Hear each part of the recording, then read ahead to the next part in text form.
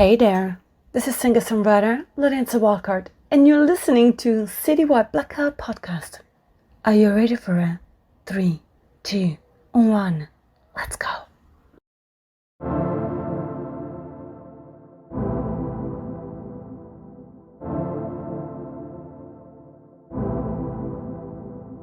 Hey everyone, and welcome to this very special episode of Citywide Blackout. I use the word special because we're really here to discuss the end of an era. After 15 years in the world of nightlife, radio, events, podcasting, DJing all over the US, hosting and producing 2,000 indie radio broadcasts across 5 stations and 3 series, Sterling Golden is retiring. Words I never thought I would actually say. Together. But here we are. So joining me to talk all about this is the man himself, Sterling. Welcome back to the show for, I guess, the last time. Past my bedtime, man. Here I am, y'all. Y'all, this is going to be something that your man Sterling's got to get used to, but this is what I took on. This is the life I chose, and we're in transition, kind of like how Samuel Jackson in Pulp Fiction was in a transitional period when he decided not to blow the guy's head off in the diner.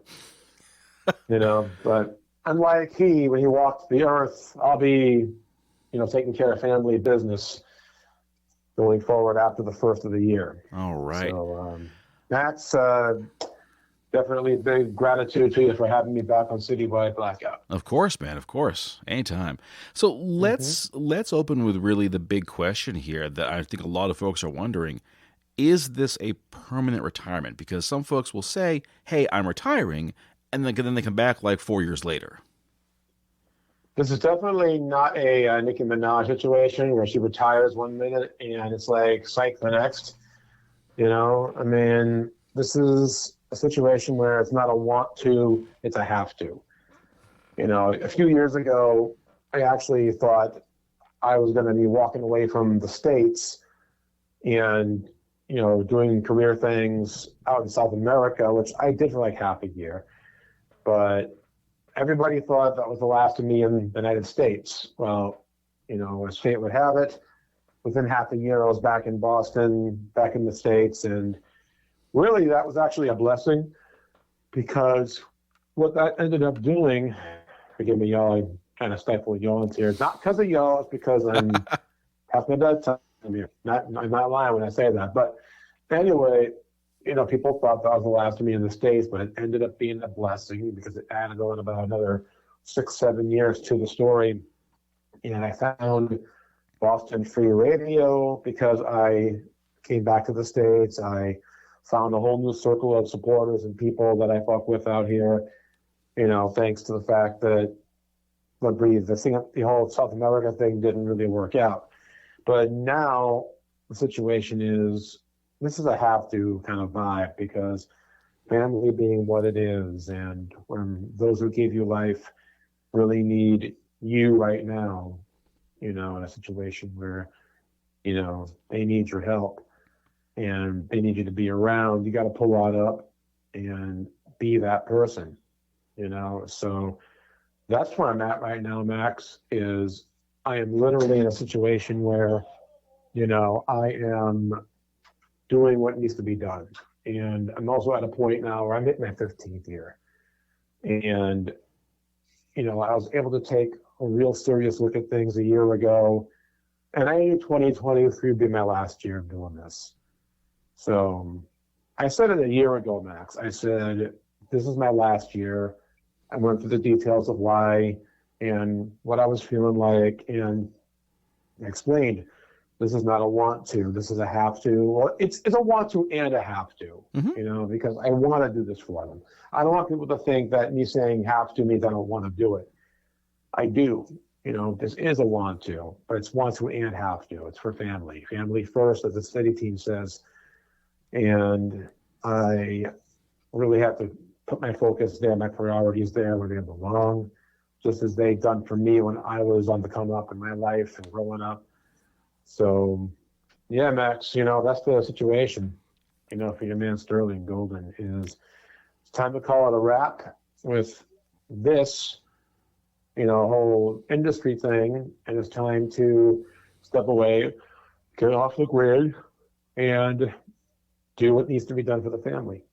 Exactly. So Yeah, man. when you made this decision, was there a lot of back and forth, or did you just kind of know, boom, this is it, I'm done? I knew a year ago when Boston Free Radio and my team at 320 Entertainment did this special for the station called Golden Age of Radio, a Sterling anthology. And this was hosted by Racine in the City from Spark FM. And they did this whole like multi-hour special focusing on my years of work in the radio, sharing, clips from through different shows I've done and things like that and people I've had on. And, I kept listening to it and I just kind of was like, the fact that doing something like this and the fact that my situation at home is changing the way it is, and I looked around and there was a couple of things. One, I knew I was kind of hitting a place where I'm feeling like I've done all I want to do, and also a place where I'm looking around and, life is good. This was a year ago and this is right now. Health is good. Wealth is good. Happiness is there. Fulfillment is there. Peaceful life is there. Family is here. And while they're here, I want to be around for them. That kind of situation. And I mean, I'm looking at it like this, it's a blessing to say that you own a couple of different properties and a good capital doing what you love doing. And you figured out the secret to, how to make that successful for you legally and ethically, and do so knowing that you're helping uplift others in the industry who need the uplift.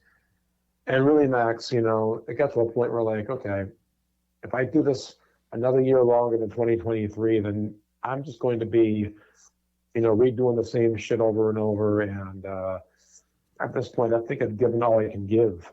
Mm-hmm. I said it with conviction, and some people may think that sounds like giving up, but no, man, you have to be able to, look yourself in the mirror and know when it's time to call it a wrap, because priorities change and life changes. So I knew a year ago, and I kept saying in that first special, it's not time for me to retire yet. I can still go and things like that. Also bear in mind that Racine and I had a bottle of bubbly that day in the studio, and that was definitely helping to influence some of my answers. So after I heard the special all the way through, you're going through stations that y'all who fuck with the independent radio thing out here, I mean, recall these names, Unregular Radio, WEMF, things like that. Of course, Boston Free Radio is still here. And then you listen to the guests I had on, like at OG, like Acrobatic, God, like Bruce Kulick, formerly of Kiss, like, just through the gamut, African Boy, and then you have, oh my God, DJ Bruno, and down the line. And just recently, earlier this year, I had the father and the brother of Julian Assange, the founder of WikiLeaks, John and Gabriel Shipton, and they were here to promote the documentary film Ethica. And that was a pretty fabulous situation, because the station didn't think that I had any pull to get them. And all I did was call their publicist. And next thing you know, I'm telling the radio station, hey, Julian Assange's father and brother are coming in on this day at this time. And are you kidding me? And no, they'll be right. And how'd you get that? I called the publicist. I mean, did you expect me? What do you expect me to do? Go through hoops of fire to get him? I knew, make a call. The worst you can be told in any situation like that, Max, is no. Or they can say, yeah, what time, when, where, So after having interviews like that this year, and that was the first one I had in 2023. So I already knew I was kicking off my final year on the highest note, So, yeah, Max, I knew a year ago, and as the year went on, I knew more and more this was the right call. As we came, though, to the end of 2023, was there any voice in your head saying, well, maybe we could come back. Maybe we could do part-time. Maybe we could do like one show a month or something like that. Did you ever have that kind of voice talking to you? We don't need them voices to start talking this shit, man. Seriously. After years of doing this shit, you start to hear voices, I guess. But no, I mean, that hasn't happened. I can be honest about it, and hasn't happened. I kept waiting for a sign. Maybe I was making the wrong decision, something like that. I kept waiting. Well, maybe this will tell me I shouldn't, really call it a rap yet, or that, or this. And just everything kept pointing the same way. There was never any time this year when I decided to do a 180 and say, oh, got you, I'm not retiring. Besides, if I were to do shit like that, when I really did have to retire, people are going to be like, oh, okay, he's going to be like all these other like old ass bands that say they're going to do a farewell tour every couple of years and they never do it. Yeah, we see that a lot. Jay-Z wanted to retire. Nicki said she was going to retire. The Who, list goes on. And I can name many more. Ozzy Osbourne and, so many others, who did multiple times. I'm going to retire. Retirement sucks. I'm not doing it. But, it's like one time and then going back on it's one thing, two times. And if you go through with it, cool. If you do it 3 or 4, 5, 6 times, it's like now it's becoming a joke. So no, there will not be multiple retirement tours, and I have no plans to retire and then come back as a digital avatar, nothing like that. I mean, you laugh, but that's literally, look, the Beatles just did their final song using AI. Oh yeah, yeah. And after the final Kiss concert this past weekend, at the end of the concert, they announced a new era. And Kiss are going to continue on as avatars for an indefinite time. They say forever. Well, forever as long as avatars can be done, But but that's one thing. I don't look or sound nothing like they do. I couldn't get away with it, But so no, this is not a situation where I'm going to go back and say, oh, the voice in my head told me it's not time to go yet. Because okay, that's great, but what about your folks at home and you told them promises, what their promises? Mm-hmm. So priorities, man. Even if there was a voice that was starting to talk its shit, it's the ones here at home that come first ahead of that voice. Yep. All right. Let's then talk a bit about your next role. You'll be, as you mentioned, taking care of family, more or less like a full-time caregiver. What do you expect that role to be like? I mean, that's a situation that involves, answers that can only be answered between me and the family, the family and I. That bad grammar, Sterling. The family and I, and that's literally the most I can tell you is just know that this is a full-time commitment. And anybody who's ever done anything like this for their loved ones knows that. There's not a whole lot I can add to the situation other than, if you've been there, you know what it's like. If you haven't been there, well, that day may come when you have to step up. Luckily, myself, being in the position that I am, I'm able to have, a roof over our head and able to do the things for them that they need. And that's important to me, important to them. It's already become my central priority in this life. Even as we're sitting here now talking, I've been slowly phasing out the industry shit, more and more. And, in fact, this interview is one of my final commitments between a couple other interviews coming up that I have. And, of course, a big one that drops on the 18th that we'll talk about later. But, these are literally my final commitments, my final words for our quote unquote scene. I call it a community. I don't like the word scene, I like community. Yeah. But yeah, if you've been there, and Max, you've been there. You know exactly what it is. So there's nothing I can really say that, could really provide a new perspective on that. If you've been there, you know what it is. Exactly. What do you think, though? Like you're really transitioning from the nightlife scene where you were at shows, at events, you were on the red carpet to, this more like quiet life.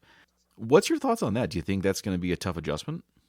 So far, so good. That's good. Good. I mean, my final appearance for nightlife, officially, publicly, on the record, was the Health Fashion Week event back in October.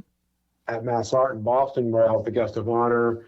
They honored my years of work and had me speak before Mass Art, which was a full auditorium, not a seat to be had in the house.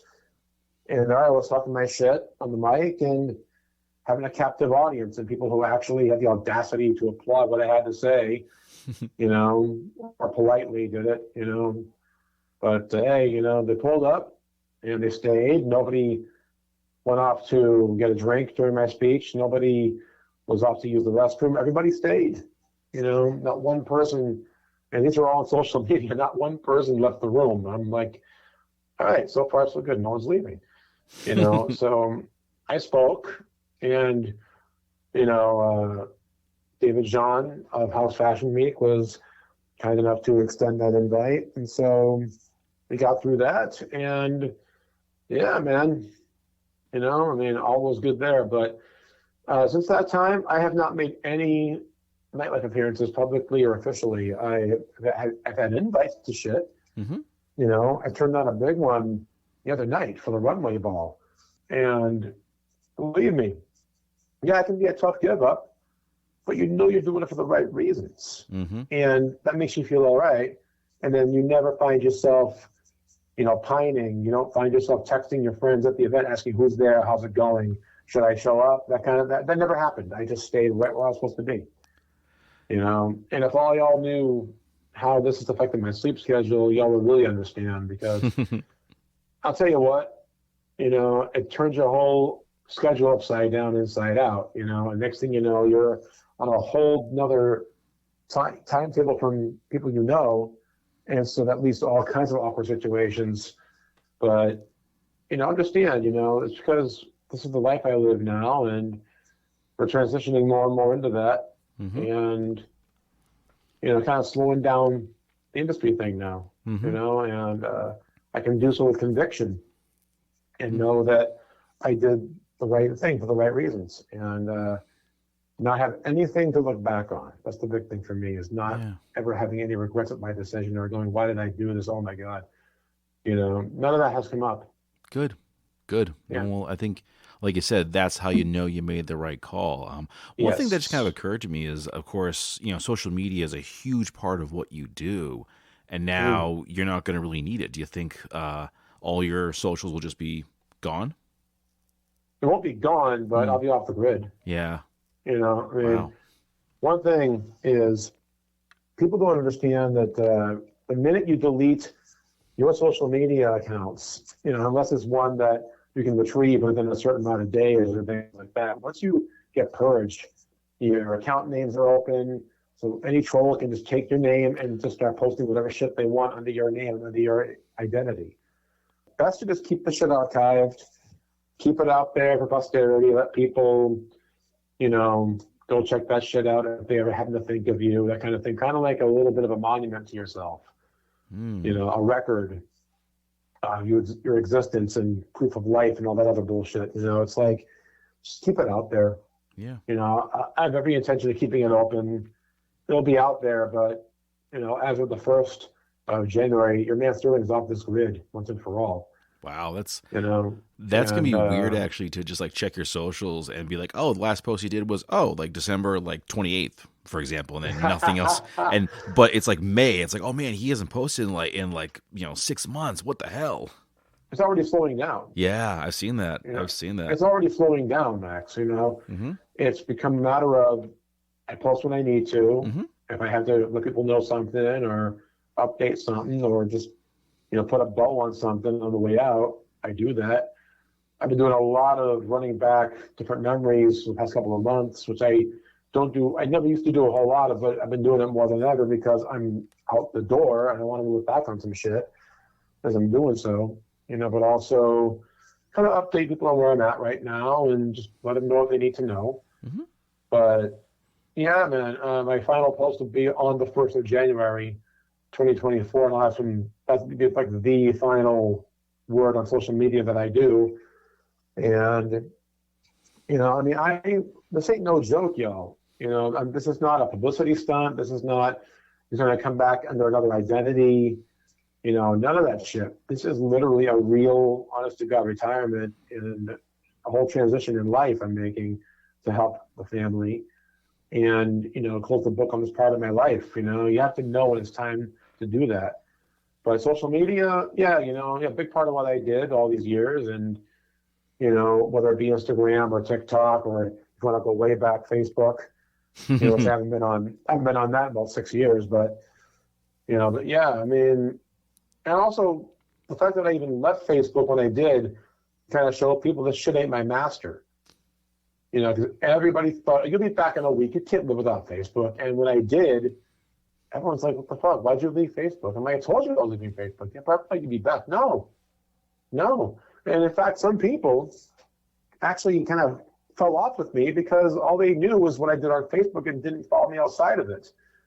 So, like in Destiny Costa's case, who's interviewing me for my final interview, and she said, once you left Facebook, I kind of lost touch with you. And then I found you on Instagram randomly, and we got back in touch. But no, man. Look, social media is not your master. Okay, is it useful for promoting shit? Is it useful for communication? Yes, but if you live solely in the realm of social media, like if you only know your friends' birthdays because social media told you, well, that's another conversation. You got to kind of, reevaluate some shit if that's how you live your life. But that's just my opinion. But you can't live in that vacuum. Exactly. All right. Yeah. Well, then let us segue, Sterling, to the last few things you're going to have before the end of the year. Of course, on December 11th, you got your final Chop Session interview with Kelani Sky, who I read was also your first guest. That's right. Yeah, we're going full circle, man. Kelani Sky, who, when I first started in radio, she was called Boston's R&B sensation, and she was on the come up with R&B in Boston. And we kind of came up at the same time out here. And so we began to link. She was my first guest, and then my first co-host not long after that, because we have the chemistry, I'm told. And that led to a connection that has lasted this entire run for me. And now that I'm closing the book on this, it was only natural that Kalani was the last guest also. I bring the whole thing full circle. That would be the final Chop Session after over 100 episodes of that series, and, winning awards along the way for it, and having so many dope guests. This was by far my favorite series of all the radio shows I've done, because it took me from a format I was used to and put me in a whole nother ball game where I had to do one-on-one interviews for an hour with a single guest. I didn't know if I could do it, but 7 seasons later we did. We got some honors for it, and now I can say with conviction this was my best series of any radio show I ever did. Agreed. Yeah, because I listened to a bunch of those interviews, and you always did a really good job. I could always tell, especially, that these are folks you were genuinely happy to talk to. It wasn't just, oh, this person's like a big deal, so I'll talk to them. It'll be good for the ratings. No, these are folks that you were like a longtime fan of in some cases. I'll tell you what, a good example of how being a name doesn't really make me sweat was there's a fairly well-known, I don't know, I wouldn't really put them on like a pedestal, but some people know them, Fitz and the Tantrums. Mm-hmm. Okay. Years back when I had a morning show, the station manager, WEMF, just decided to book me to interview Fitz and the Tantrums, where I'd never heard of previously. They were playing House of Blues in Boston that night. Max, that may have been the worst interview I ever did. Ooh. Not because of Fitz and the Tantrums, but because of me. Because I didn't give 2 fucks about them. And I'm going, I've never fucking heard of these guys. I got saddled with it. I didn't ask for it. And I know that's protocol for most morning show hosts. They kind of get a schedule and they kind of get told, okay, this is who's on your schedule for this week. They don't always get to pick their guests. I get that part, but I'm not in that field of radio. I was in another sector where I could select my guests. So having one picked for me, I was actually one that I had no interest in. And this is nothing against Fitz and the Tantrums. This is all about the attitude I had back then. It was not a good one. All right? I just took it as, I don't care, man. So I kind of biffed through the interview and got him off the phone in 3 minutes and went back to music and was like, oh my God. But it just didn't interest me.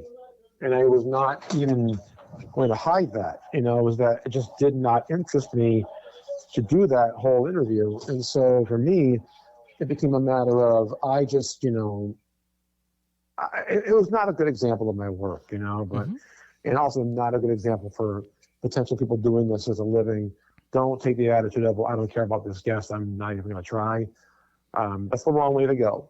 And that was my wrong way to go that day. So not a good example of what I do, but the point was being a big name is not going to sway me. If you're doing something that actually moves me and I get invested in, that will get me interested. But simply being known will not help you with me. Is there an interview that you got that for you was like meeting your biggest hero? Oh my God. I would have to say that while it wasn't, let's be honest here, my biggest heroes are not anybody famous. It's my folks. I'm not even gonna lie. I never interviewed them, but you'll never hear me call a person of fame a hero to me. That's never gonna happen.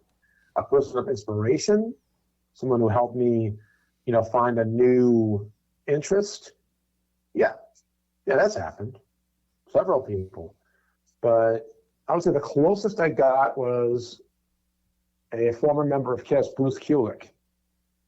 And that happened in 2016 as I was doing a special commemorating the anniversary of the passing of Eric Carr. And for all y'all, young people out there, Eric Carr was one of the drummers of KISS way back in the day who passed away sadly. And Bruce Kulick happened to be one of the lead guitar players that worked with Eric Carr in KISS. It all seems so long ago now because everybody today best knows KISS for Gene Simmons, Tommy Thayer, Eric Singer, Paul Stanley, Demon, Catman, Spaceman, Starchild. But no, there had been previous people prior to that long-running lineup, and Bruce had been their guitar player for 12 of those 50 years. And I got to speak to Bruce on WEMF, and having that conversation with any member of KISS as a professional was a dope situation. I got to talk to them as a radio listener, as just a fan calling into a show. I got that experience, but that's not interviewing them. That's just, oh my God, I'm on the air. I'm talking to KISS. Oh my God. This was a professional interview with a professional doing, the work and doing the research and having a real conversation with Bruce, who doesn't get nearly enough credit for his work with the band because it's been buried in history, in my opinion, in ways that you have to be like a real stan of the band to really appreciate Bruce, or a real old head who was around in the 80s and early 90s when he was in KISS to appreciate him. But really, if you're a young stan and you just started to listen to KISS and you saw the final shows last week and you're ready for the new era experience with the KISS avatars and all that, look up your history. Use your search engine. Bruce Kulick is a big part of that history. And having that conversation with Bruce Kulick was a big deal to me because talking to any member of that band, the hottest band in the world, 50 years on and now into the future and eternally, that's a vibe, man. That's a whole vibe. It is, definitely. All right, so let's talk a little more about Kalani Sky. As you mentioned, your first guest and now your final guest. Tell me a bit about Kalani and the work that she's doing now. Well, she works now in our school system. Whoa. Education system. And she's totally turned her life into a different situation. She's always done the right work, the good work, no matter what she does. But in this case, Kalani Sky has devoted herself to the education system, and she explains this in our final interview. And she wants to eventually, maybe look at the idea of getting back into R&B music at some point, because that journey never really completed for her. But whatever Kalani does, man, that give back game is strong, and her mind for community is strong, and for our youth and for the education system that she helps to be a part of. Anything she does, she's always giving back, and that's a big thing about Kalani from then to now. So yeah, she's still doing that good work, and she'll continue to, and you'll hear more about that in the interview. Ooh, very cool. Very cool. All right. So the next thing you have dropping is on the 18th, as you mentioned, The Golden Age of Radio, a Sterling Anthology, Book 2, hosted by Destiny Costa. First off, tell us who Destiny is. Well, Destiny has long been working within Boston's music community. She's, been involved with different radio things over the years, and she's been a supporter of the scene as well. And, there's some long-running Boston rock station institutions that have called her family. And if you're a long-running, name in our rock community of Boston, then you know the name Destiny Costa. And she is well-respected in the field. And I first met her about a decade ago at the old Rock and Roll Social. Oh, man, I remember that. Oh, my God. That's where we met back in 2012. And we, maintained contact on and off then since. She was the one who I mentioned earlier on, had kind of fallen off with me after I left Facebook. And she found me again recently through the Gram. And I told her, I always said, if I ever have to do like a final interview type thing or close the book on something, I want Destiny to do it because I know she will respect the subject and she'll do it right. So when that time came, I cashed that chip in. I said, Destiny, I'm ready to call it a wrap. I'm ready to talk. And we arranged it. And as you will find out when you hear it on the 18th, it was a very emotional conversation. One where, I actually got kind of physically feeling kind of off during the interview because of so much I was sharing during the conversation.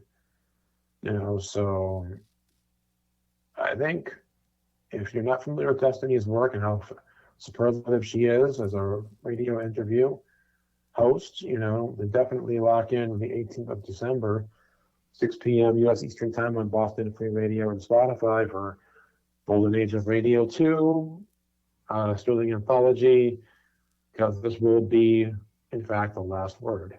With a name like this, though, I'm guessing that this will be more than just a regular Q&A kind of thing. If it's not too spoilery, what else can we expect with this episode? All I'll tell you is, unlike part one or book one, where there was a lot of highlights of clips of mine on the radio through the years, this is a straight conversation, nothing but a 2.5-hour interview. Just a one long interview. Conversation, really. Because Destiny did not hold back a thing. And I go into topics and discussions that I've never had on public air with anybody, about these types of subject matters. And again, I felt myself getting kind of physically, I don't want to say ill because I was enjoying the conversation, but it was just so emotional I couldn't really help myself from feeling kind of off, And once it airs, I'll explain that again a little bit better. But you'll hear the interview and get an idea. I don't want to reveal too much. I was going to say 2.5 hours, man. Holy crap. That's a marathon there. It is. The first special was 3.5. Jeez. With clips. Okay. With the clips. But this one's no clips. It's just a 2.5 hour conversation, but it's not one that you're going to find yourself dropping your head on. You'll be engrossed and you will not fall off. Nice. And you'll be dialed in with it. Oh, man. I can't wait, man. That'll be a lot of fun. Do you reveal anything for the first time?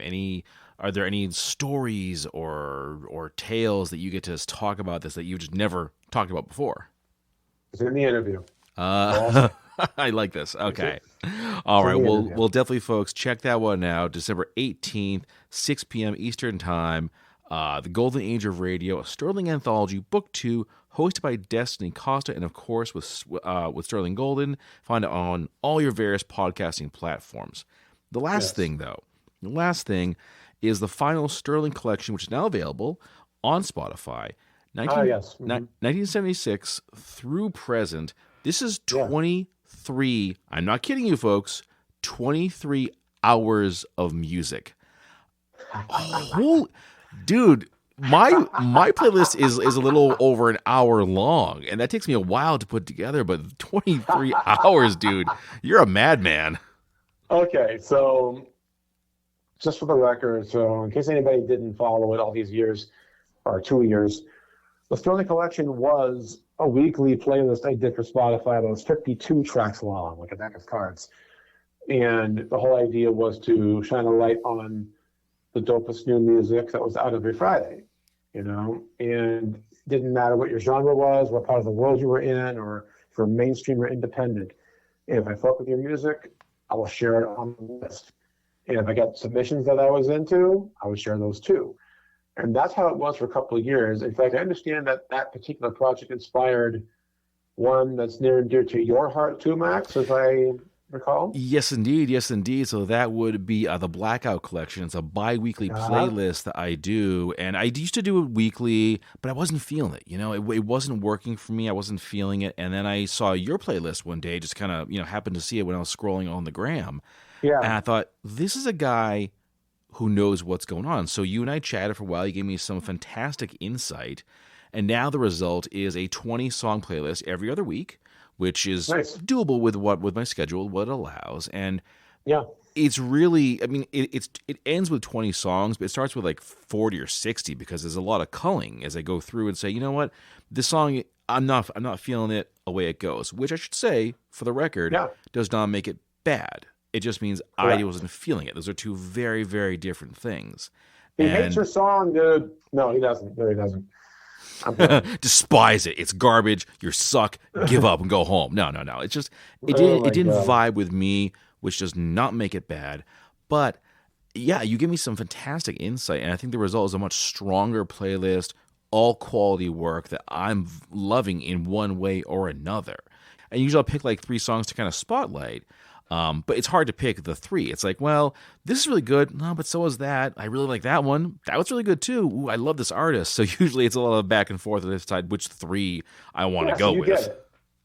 So you get it. Exactly. You're being a curator yourself, But the thing was, I did this with Spotify for a couple of years, and I knew that this was running up in the last few weeks, and I knew that for the final edition, I had to do something on the way out that would really just kind of blow the whole proverbial load out there. Now, what happened was I've actually been privately working on a different playlist over the years where I wanted to kind of curate what would end up being kind of a lifetime soundtrack. Music I fucked with during boyhood, through my teens, as a young adult, and then all the way through my industry journey, just to really document all that in one place. And I was doing this as a private project, just kind of off and on would go in, add shit, do this, do that with it, and just mess with it. But once I knew I was finishing up with this, I said, I think this is the time for me to drop that whole thing. And I knew how long it was getting, but I had to make sure that, and believe me, if I tell you curating a 23-hour playlist with 320 songs that covers your whole life's worth of music that you love and support and vibe out to, okay, whether it be as a professional or as a listener, a child or a teenager, a young adult or this old ass adult about to retire, it's like, if I tell you that this is a meticulous, detailed project where I made sure that the sequencing was right and I picked exactly the tracks I wanted, even right down to making sure I had the right versions of the tracks and the best fidelity available on Spotify and things like that. That's not a lie. There's not a single track in there that would be considered to be a filler.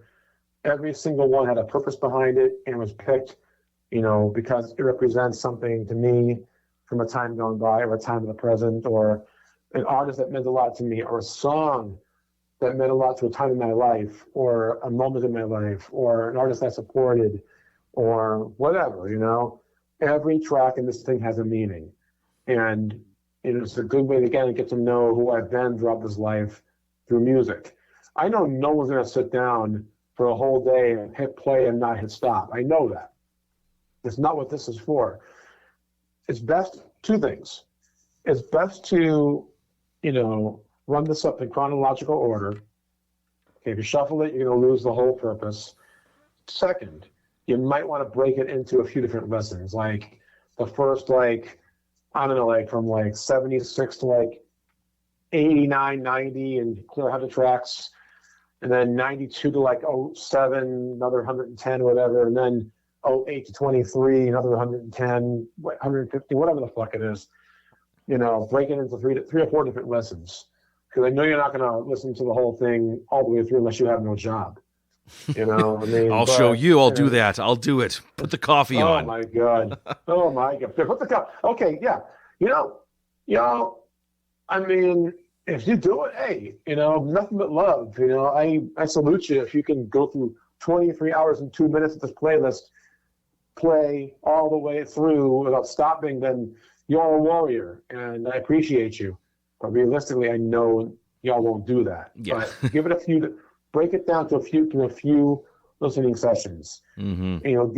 Get a feel for who I am as a listener, who I am as a DJ, who I am as a radio personality through music, and what I vibe out to, what I've always vibed out to all these years, or maybe I don't vibe with it no more, but I did in the day. Mm-hmm. That kind of thing.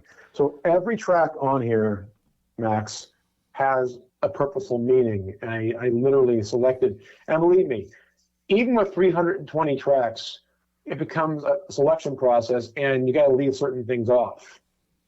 And people think, well, what the fuck? Yes, 320 slots. How can you leave off shit? You do. Mm-hmm. You do get to that point. And you actually run over. And you set a number. Originally, it was 300. Okay, I'll say that. It was originally 300 songs, Max. But my dear assistant, Sherry, who I love to death, said, well, Sterling, isn't your whole motif 320, your whole thing 320 entertainment and all that? Yeah. So then why isn't it 320 songs? Ooh. And you're like, motherfucker, why didn't I think of that? Yeah. So I had to go back and I had to republish the whole thing with 20 more additions. And I'm like, I wish I thought of that. 20 more songs actually runs it to 320 and nothing's filler. So, yeah, and I to add some more shit that I wanted to add. But even then, I still had to leave shit off. Man. For other things. But, yeah, if y'all are down to hit play on a lifetime of music and vibes that I've loved and supported from boyhood to the present, then, y'all, your day has come. Exactly. I thought you were out there. But if you are, your day has come. And there's so much awesome music too, because of course we have Kiss. We have to have Kiss on a Sterling Golden playlist without a shadow of a doubt. But so many other great bands: Ice Cube, TLC, Tupac. Just skimming through it, folks, looking at some things. Okay, Eazy-E, NWA, Public Enemy, De La Soul. All the rappers. I'm noticing this. Yeah, right. This is kind of where we're. Well, there are others here. Rappers, okay, which is dope because I'm a hip hop head for life, so I appreciate you for that. But go on.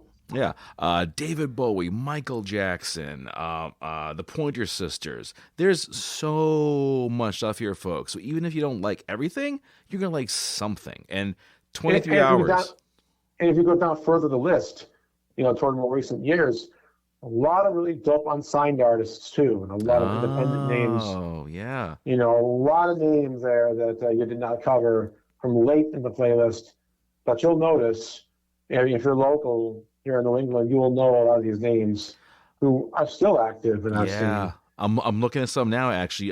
Jasmine Red, Ruby Rose Fox, Carissa Johnson, the Mars Volta. Leeds Entertainment is on here, Still Gold, The Weeknd.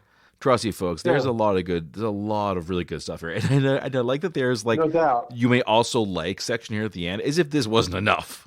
Yeah, that's not mine. That's Spotify trying to feed you with music that they're trying to push on you. But sure enough, y'all, if you fuck with it, awesome. I appreciate you, and you can find it on Spotify. It's the Sterling Collection, 1976 to present. And by the way, big shout to Iggy Barsko, the fabulous visual artist who did the cover. Oh yeah, the cover. You've always had some really dope art to go with your stuff, whether it's your playlist or just your regular posts. You've always had, and of course, stellar photography too. So I've always noticed there's a lot of quality with everything you got here. Hope so. Yeah. Hope so. Yeah. That's been my vibe all these years, is make sure that everything you do, is top shelf. Mm-hmm. Mm-hmm. And that includes curated playlists, I guess. Yeah, apparently. But Apparently. but I appreciate you for checking it out. Yeah. Well, we're coming down to the end of the conversation here, folks, but we're going to go with a few more questions here. I want to take a moment, actually, and just kind of share my initial impression of you, Sterling, when we first met, because I believe it was back in the WEMF days. I think on regular, our paths didn't really cross too much. One thing I always dug about you was just your overall presence. It seemed like everything you did was planned, like how you spoke, what you said. Of course, the glasses on all day, the poses, I liked that. I liked it. Like, this is a man who has his shit together. And I always like the vibe of your shows too. So there's been a lot of, Sterling's doing this thing. I like this thing. This is doing that thing. That's really cool too. So there was always a lot of me being impressed by you, because there's always this vibe of like, man, he is on top of this thing whenever he's doing it. Appreciate you. Yeah. Yeah, man. So, you've done so much over the years with events and, of course, the nightlife, podcasting, radio. Is there anything that you didn't get to that you wish you had the chance to accomplish? I'll say this. If that were the case, I wouldn't be retiring. I've done everything I wanted to do. There's literally nothing on the bucket list that hasn't been crossed off. And that's not a joke, I literally got to do everything I wanted to do, live the life that I always imagined for myself. And, I ate, left no crumbs, and I can say with conviction that that I did it. If I left anything on the table, I wouldn't be leaving. I like that. Yeah. You mentioned earlier your last public event was the runway show, which you did back in October. Yeah. How did it feel to be there, knowing this was kind of it? You wouldn't have any more of these experiences. I mean, it helped to have people that I fuck with there with me to, let me know that, hey, we're here to support you. Like, I can't say enough good things about, fabulous Mary Jane, who was pulling up with me that night, on a dopest vibe, looking fly, and, being the most fabulous supporter. Diane Pulliam, as well as Chattel collection. Diane Pulliam is another fabulous human that I know out here who's putting in that consistent hard work to become a swimwear fashion designer and beyond. And so many other people there, Olga, Effie, a mermaid, everybody, who I fought with. Racine in the City was there too. And, I just felt like, hey, you got support. And if this is your final nightlife appearance, this is a really dope way to do it. And yeah, big love again to House Fashion Week for having me that night. But what I was feeling grateful. All right, we're coming to the end, folks. But I want to see any more shout outs that you want to give before we wrap this up. You mentioned a lot of great names. Anyone else there that you need to give a little love to? I mean, there's so many people I want to give love to. I mean, I can be here all day naming everybody from Gosha to Acrobatic to May O'Hara to Leeds Entertainment to Mary Jane to, just City Team, Amadou. So many names I could be sitting here naming. Racine, everybody else telling you the Empress. But, to do that would require another hour of Citywide Blackout. And nobody ain't got that. But, I'll be having more final words in upcoming podcasts this month. Like I did today with Citywide Blackout and Max, and also on the 18th, Golden Age of Radio Book 2 on Boston Free Radio and Spotify. But yeah, I'll be getting more thank yous out there then. But if I didn't get into them tonight because I'm fading and I'm ready to pass out. Fair enough then. Well, past my bedtime. Well, it's not kidding when I said it's past my bedtime. I know, right? And just about to fade. Yeah. And then for the folks at home, we're not recording this at like midnight or 2 a.m. We recorded this at 7 p.m. EST. Yeah. So keep in mind that. I'm kidding. I'm kidding. I'm not. No, he's not. That was a real ass yawn you just heard. I heard that. Not because of Max, because I'm legitimately ready to pass out. All right, then. A couple more things, though, before we wrap it up, then. Yes, sir. Do you feel like you have a legacy that you're leaving behind? I will leave it up to, those who show that support. I know I left behind a body of work. and it's out there to be revisited. And fuck, man, it's like when people, volunteer calling you legend, and you're not soliciting that kind of accolade, you must have done something to make an impression on somebody. So I guess I'll leave it at that. If they come, there's an old saying from Walter Payton, goes, when you're good at something, you'll tell everyone. When you're great at something, they'll tell you. Okay, and that's what I've experienced over the last few years. Is people come to me telling me, about the work I do, and I don't go up to people tugging on their shirt sleeve and say, "Hey, did you know I back in the day I did this?" Who wants to have a guy like that? Yeah, Around them, But I would never want to be that older gentleman at a bar talking to chicks half my age, hoping they'd find me attractive about what I used to do. Oh, geez. Yeah, no, that's just bad. You don't want to be that guy. No, you definitely don't. So before I become that guy, I want to get out of here. Another day or two of this after my retirement, and if I will become that guy, and I don't want to. No. Yeah, I think it's good that you leave on a good note before you're leaving the party at a good time. You're not that guy who sticks around till like 3 a.m. and you have to throw him out because he just won't fucking get off the couch. You're Look leaving. Betty Page. Yeah. R.I.P. Look at Betty Page. Yeah. It took decades for her to show her face again, but for decades. And you just saw the teeth of Tennessee, the Queen of Burlesque in those old films and in those iconic photos. All you had was Betty Page at her youth, and she left you with that memory and didn't want to ruin that memory for you by aging. It took, I don't know how many decades for her to finally come out of hiding and say hello to the public. But man, for decades, she left you with that visual and you had no idea other than what you saw in front of you. And, maybe I'm going for the same vibe. Maybe it's better to get out now before I start getting all wrinkled and old looking and I start looking like a raisin, so, yeah. All right. Yeah. All right, Sterling. Well, final question before we close the door in this one. Do you think we'll see you out and about? Do you think there's a chance we might see those familiar sunglasses, that familiar suit jacket out at a show or a party somewhere? If you do, it's because I sold it. Fair enough. I'll keep that in mind. So there might be a Sterling impersonator out there. I'll kick their asses. I'm sure there's already a few out there. Oh, well. Who knows? Nah. Who knows, man? Dude, there is no one like you, and that's the God's honest truth. That's a good thing. Yeah. One of you's enough, right? One of you's enough for the world. That's right. Keep the faith in Sterlingtology you can trust. What can I say? Exactly. Well, what I can say, folks, is that now, folks, we are at the end of the conversation. 15 years. We spent about an hour talking about this. We could go on for another year, I think, talking about all the things you've done. But Sterling, man, I just want to say from the music community, from the world, more or less, thank you. You did some amazing work over those years. I'm glad you were there. And whatever comes next, man, best of luck to you. I appreciate you, Max. Keep doing all you do as well. You're doing dope shit. Keep doing it. Will do. All right, my dude.